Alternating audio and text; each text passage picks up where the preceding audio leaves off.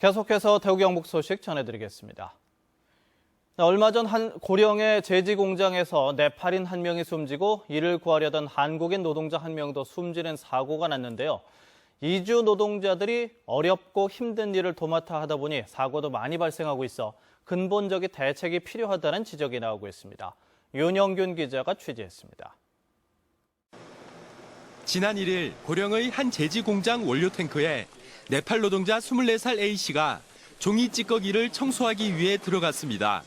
닷새 동안 청소를 안 해 탱크 안은 유독가스로 가득 차 있었지만 회사 측은 환기도 안 시키고 방독면도 없이 A씨를 투입시켰습니다. 3살짜리 딸을 고국에 남겨두고 2년 전 코리안 드림을 꿈꾸며 한국에 온 20대 네팔 청년의 꿈은 결국 물거품이 됐습니다. 일을 끝내야 된다는 문제 때문에 이제 손 다치거나 이제 부러지거나 또 이제 뜨거운 철에다가 녹아지거나 이런 사건들 한두 개 아니에요. 우리나라 전체 산업재해는 매년 줄어들고 있지만 이주 노동자 산업재해율은 갈수록 증가하고 있습니다. 전체 노동자 산업재해율은 20% 정도 줄었지만 이주 노동자의 산업재해율은 오히려 30% 가까이 늘었고 산업재해 사망자 중 이주 노동자의 비율은 10년 만에 50% 이상 늘었습니다. 산재 처리를 받지 못하는 미등록 이주 노동자까지 고려하면 훨씬 더 많은 이들이 위험에 노출돼 있지만 관리 감독은 겉돌고 있습니다. 얼마 전에 경주 간포에서도 비슷한 일이 일어났는데 어쨌든 보다 적극적으로 이런 사업이 발생하도록 감시 감독하는 것과 아울러서 지금은 그래도 해결 가능한 방법이 사후 처벌을 엄격하게 하는 거라고 생각합니다.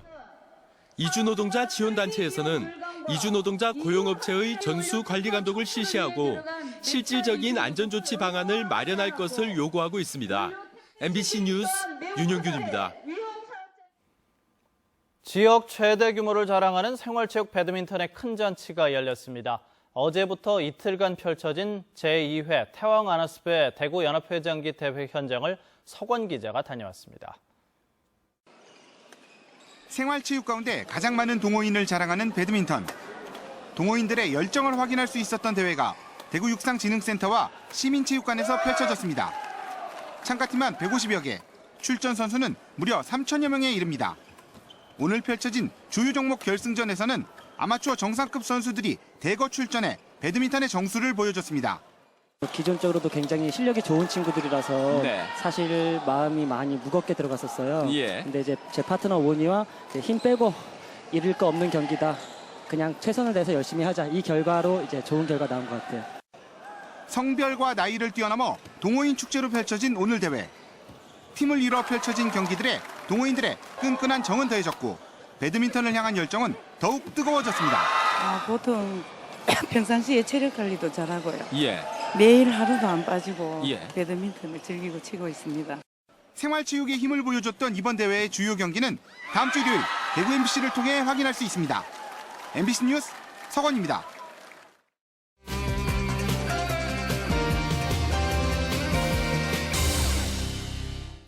시청자와의 쌍방향 소통으로 만들어지는 뉴스 모바일 MBN입니다.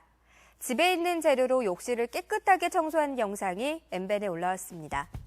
케첩을 녹이 쓴 부분에 15분쯤 발라두면 녹이 말끔히 제거되고 먹다 남은 김 빠진 콜라는 변기통에 부어주면 변기안이 깨끗하게 청소되고요. 거울에 물 때는 린스에게 맡기면 되는데요. 샤워기의 헤드 부분은 식초와 물을 사용해 묵은 때를 제거하고 타일 사이에 있는 곰팡이는 감자로 문질러 보시기 바랍니다. 유해물질 걱정 없이 천연재료를 사용한 욕실 청소법. 평소에도 유용하게 사용해 볼 수 있겠죠? MBN에 올라온 또 다른 영상입니다. 두 남녀가 자전거를 타고 달리고 있는데요. 남성이 여성의 자전거에서 물통을 꺼내더니 여성에게 직접 먹여줍니다. 가만히 보니 여성의 자전거에는 왼쪽 손잡이와 페달이 없고 왼쪽 손과 발도 보이지 않습니다.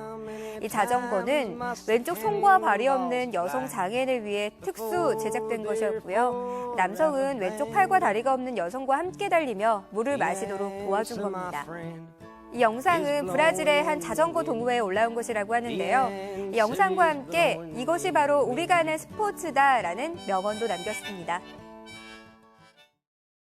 전국 최대 규모의 서문시장 야시장이 지난 3일 개장했습니다. 야시장 하면 먹을거리가 떠오르실 텐데요.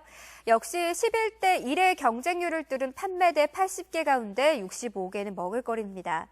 개장 사흘 만에 100만 명이 방문한 것으로 추산되고 있는데요. 하지만 화장실과 쓰레기통, 주차 문제 등 보완점도 많습니다. 서문시장보다 3주 일찍 문을 연 교동시장도 홍보와 볼거리가 부족하다는 지적이 있었는데요. 단짝 특수에 그치지 않기 위해서는 관광 상품으로 즐기고 체험할 거리를 보강한 특화된 아이템이 필요하다는 의견이 나오고 있습니다. 외국인 관광객 73%가 대만 야시장을 방문했을 정도로 사람들이 일상적으로 찾는 명소 1위가 바로 야시장인데요. 서문시장 야시장도 여러 문제점을 보완해 이제는 대구를 넘어 전국적인, 아니 국제적인 관광지가 될 수 있기를 기대해봅니다. 화는 인간에게 꼭 필요한 감정이지만 제대로 다스리지 못하면 사회적으로 문제가 되기도 합니다. 게다가 불쾌 지수가 높은 여름에는 화를 참기가 더 어려워지는데요. 화를 다스리는 방법 어떤 것들이 있을까요? 그 상황을 피하거나 지나치는 방법, 또 운동과 취미 등에 몰두해 화를 잊어버리는 방법도 있고요. 또 친구와 시간을 보내며 털어버리기, 종교의 도움으로 마음의 위안을 찾는 분들도 계셨는데요. 화를 다스리는 나만의 방법을 잘 찾아 마음뿐만 아니라 몸도 더욱 건강한 생활하시길 기대합니다. 모바일 엠벤이었습니다. 대구, 경북, 울산, 경남 4개 시도는 밀양 신공항 건설로 산봉우리 27곳이 잘려 인근 사찰 16곳이 사라질 것이라는 부산 지역 언론 보도에 대해 반박했습니다. 영남권 4개 시도는 밀양 후보지는 무척산과 봉화산, 신어산 봉우리를 전혀 절토하지 않는 등 4개 산봉우리만 절토하기 때문에 사찰과 문화재 시설을 훼손하지 않고 신공항 건설이 가능하다고 밝혔습니다. 소음 피해가 예상된다는 보도에 대해서도 소음 피해가 큰 1, 2종 지역은 공항 부지에 편입돼 이주하기 때문에 소음 영향이 없고 김해 지역은 소음 피해가 적은 3종 나-다 지역으로 김해공항 소음 피해 세대수보다 축소될 것으로 예상된다고 밝혔습니다. 대구 달성경찰서에 따르면 어제 낮 11시 반쯤 대구 달성군 다사읍 마천산에서 친구 7명과 산행을 하다 실종된 68살 박모 씨가 숨진 채 발견됐습니다. 경찰은 수색 작업을 하다 오전 8시 50분쯤 마천산 정상 부근 등산로에서 5m 정도 떨어진 곳에서 누운 상태로 숨져 있는 박 씨를 발견했다고 밝혔습니다. 경찰은 박 씨의 시신에 별다른 외상이 없었다면서 병원으로 옮겨 정확한 사망 원인을 조사하고 있습니다. 지금까지 대구 경북 소식 전해드렸습니다.